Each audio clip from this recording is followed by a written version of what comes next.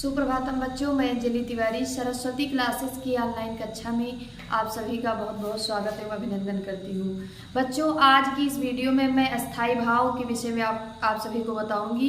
इससे पहले मैंने संचारी भाव, विभाव, अनुभाव आदि भाव के विषय में हम चर्चा कर चुके हैं। आज की इस वीडियो में हम अस्थाई भाव के विषय में बताएंगे आप सभी को। तो आइए जानते हैं बच्चों, आज का हमारा टॉपिक क्या है? अस्थाई भाव एवं रस, यानी अस्थाई भाव क्या होते हैं एवं रस कौन कौन से हैं तथा उनका अस्थाई भाव क्या है, यही हमें इस वीडियो में जानना है। तो आइए देखते हैं। अस्थाई भाव का मतलब प्रधान भाव है। अस्थाई भाव का मतलब क्या होता है? प्रधान भाव, यानी अस्थाई भाव को प्रधान भाव भी कहा जाता है।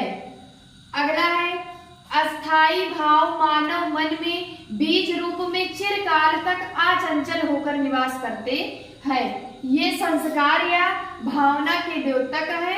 अस्थाई भाव की संख्या 11 है। अस्थाई का मतलब ही होता है टिकाऊ, यानी जो भाव हमारे अंदर हमेशा बना रहे। इससे पहले मैंने संचारी भाव आप सभी को बताया था। तो संचारी भाव में क्या होता था कि वो अस्थाई भाव थे, यानी कुछ ही समय में उत्पन्न होते और कुछ समय बाद वो नष्ट हो जाते थे। लेकिन जो अस्थाई भाव है ये व्यक्ति के अंदर हमेशा बना रहता है, यानी अस्थाई भाव यानी टिकाऊ भाव जो हमेशा बना रहे व्यक्ति के अंदर।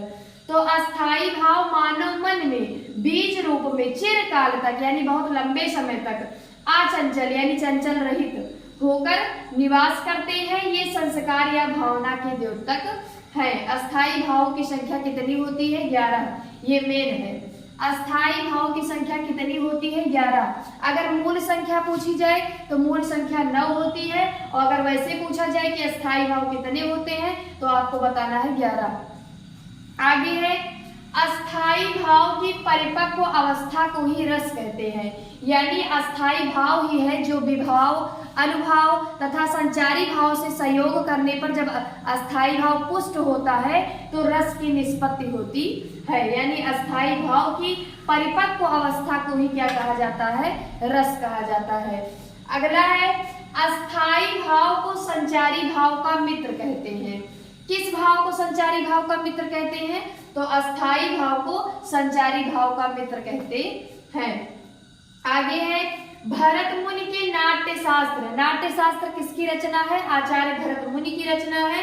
तो भरत मुनि के नाट्य शास्त्र के अनुसार रसों की संख्या कितनी है? 8 है। ये परीक्षा में पूछा जा सकता है कि आचार्य भरत मुनि के नाट्य शास्त्र के अनुसार रसों की संख्या कितनी है?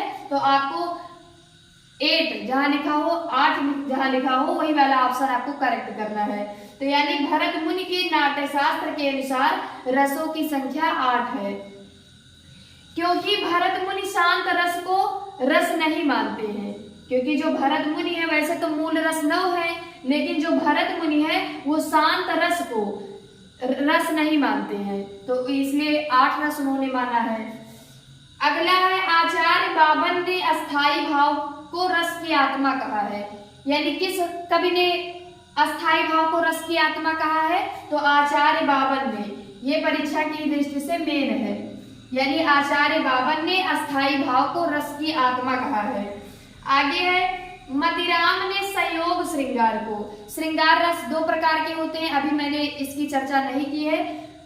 तो श्रृंगार रस 2 प्रकार के होते हैं, पहला संयोग श्रृंगार, दूसरा वियोग श्रृंगार। तो जो संयोग श्रृंगार है उसको मतिराम, यानी एक कवि है, मतिराम ने रस का राजा माना है। यानी सभी रसों का में राजा कौन है? श्रृंगार रस। जबकि वियोग श्रृंगार को, उसके अगले प्रकार को श्रृंगार रस के यानी वियोग श्रृंगार को रसों की रानी कहा है।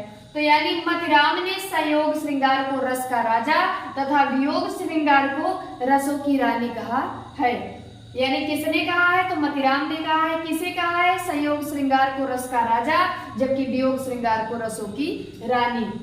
आइए देखते हैं 11 रस कौन कौन से हैं तथा उनकी अस्थाई भाव क्या है। ये परीक्षा की दृष्टि से बहुत ही ज्यादा महत्वपूर्ण है, क्योंकि रसों का अस्थाई भाव पूछा जा सकता है परीक्षा में।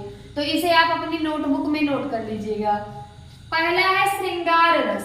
पहला है श्रृंगार रस। श्रृंगार रस का अस्थाई भाव क्या होता है? रति। रति मतलब होता है प्रेम, और श्रृंगार रस दो प्रकार के होते हैं, पहला संयोग श्रृंगार और दूसरा वियोग श्रृंगार, यानी जिसे विप्रलंभ श्रृंगार भी कहते हैं। तो दोनों का ही स्थायी भाव रत कहलाएगा। अगला है करुण रस।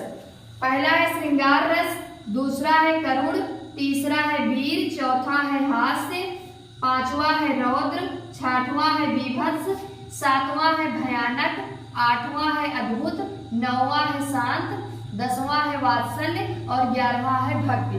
तो इस प्रकार से 9 रस है। श्रृंगार रस का स्थायी भाव रति, करुण रस का शोक, शोक यानी दुख, अगला है वीर रस यानी उसका स्थायी भाव हो जाएगा उत्साह, चौथा है हास्य रस, हास्य रस का स्थायी भाव होता है हास, पांचवा है रौद्र रस, रौद्र रस का स्थायी भाव क्या होता है क्रोध, अगला है बीभत्स रस, बीभत्स रस का स्थायी भाव क्या होता है घृणा या जुगुप्सा, चाहे घृणा भी आपको मिल सकता है या जुगुप्सा, दोनों में से कोई भी मिले तो आप यही वाला ऑप्शन करेक्ट कीजिएगा। अगला है भयानक रस, भयानक रस का स्थायी भाव क्या होता है भय, अगला है अद्भुत रस, अद्भुत रस का स्थायी भाव क्या है आश्चर्य या विस्मय, अगला है शांत रस, 9वां रस कौन सा है शांत रस, शांत रस का स्थायी भाव क्या है निर्वेद या निवृत्ति, निर्वेद या निवृत्ति, 10वां रस है वात्सल्य, यानी इसका स्थायी भाव क्या हो जाएगा वत्सलता या वात्सल्य रति, यानी ये जो 9 रस हैं ये मूल रस हैं और 2 बाद में जोड़े गए हैं, तो यानी वात्सल्य और भक्ति रस को अगर हम मिला लें तो 11 हो जाएगा। अगर हम मूल रसों की बात करें तो मूल रस 9 ही होते हैं। 10वां है वात्सल्य, यानी माँ का अपने बच्चे से प्रेम ही क्या है वात्सल्य, तो यानी वात्सल्य रस का अस्थायी भाव क्या हो जाएगा वात्सल्य या वत्सलता या वात्सल्य रति।